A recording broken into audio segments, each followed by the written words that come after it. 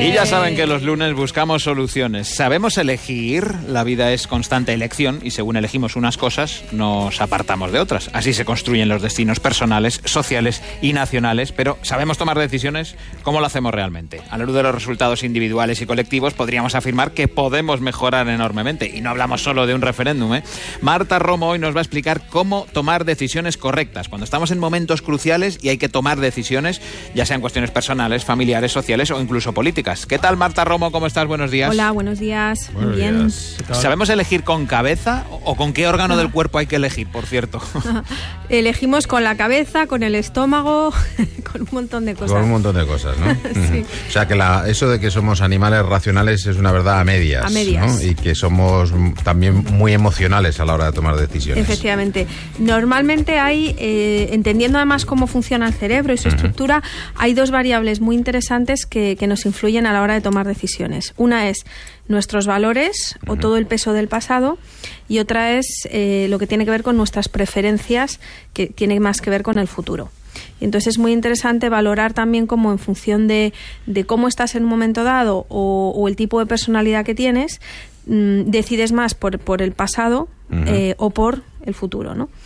Entonces, por ejemplo, hay personas que son pues muy, muy volátiles, por ejemplo, tienen personalidad muy volátil, personas intensas que cambian fácilmente de opinión, que estas principalmente deciden café con leche, mar, montaña, sí o no, en función de el contexto. No tienen gustos fijos, ¿no? Y estas son las que luego sorprenden mucho en las encuestas, ¿no? Personalidades muy volátiles. Luego están, por ejemplo, también los cautelosos, que estos son un poco lo contrario, ¿no? Que no toman riesgos, no se adaptan al contexto y prefieren elegir siempre en función de sus valores. Y estos son los que se mantienen a pesar de que pase lo que pase en el contexto, digan lo que digan los demás, se van a mantener en sus decisiones sí o sí, ¿no? Pues son personas que tienen mucho miedo al riesgo. Luego están las personalidades más pasivo-agresivas, que son estos que no les ves venir. Entonces, por ejemplo, cuando les preguntas o en las encuestas, son los que te responden en función de sus valores y parece que van las cosas por un sitio, pero de repente se vengan. Y ahí es donde cambian de opinión y estos son los que realmente hacen que muchas veces las encuestas nos sorprendan. Y todos ¿no? esos votan, ¿no? Por lo que claro, veo. Todos esos votan, ¿no? muchísimo. Hay mucho Y pasivo vale lo mismo agresivo. que tu voto, no te digo más. Claro. Y vale lo mismo que tu voto. No puede ser. O sea, que pero alguno de vale lo estos mismo. alguno de estos hay aquí seguro, porque no estoy hablando ni de Me está psicopatología mirando a mí, ni de nada, sino de personalidades. Este tipo de normales, personalidad, ¿no? Entonces explicaría muchas de las cosas que están pasando ahora, ¿no? Claro. Ese punto de venganza, de ira, de enfado, ¿no? Que se vuelca en los resultados que estamos viendo, ¿no? Claro, eso es. Cada vez más nos dejamos llevar la estabilidad emocional, que sería esa variable de personalidad que más nos ayudaría a sopesar entre nuestros valores y nuestras preferencias o el futuro, pues últimamente brilla por su ausencia, porque estamos todos muy estresados, mucho cansancio, vamos muy rápido y lo primero que se agota cuando las circunstancias son estas, ¿no? Pues es precisamente la estabilidad emocional.